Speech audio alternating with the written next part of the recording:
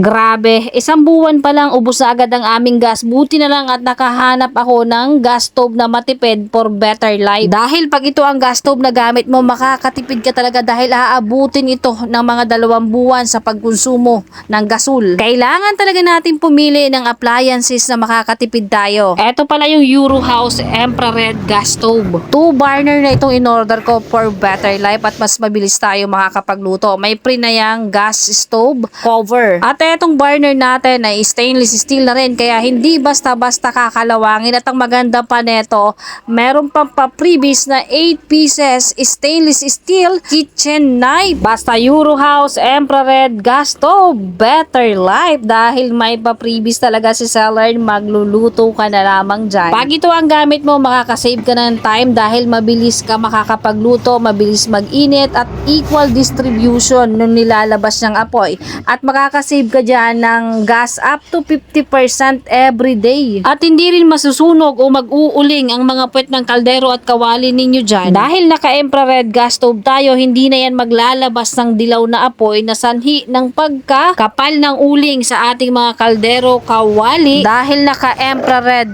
frame na yan, low gas consumption at faster heating time. Kaya mabilis talaga tayo makakapagluto dito. Sa mga gusto rin ng ganito, ilalagay ko na lamang ang link dyan sa baba.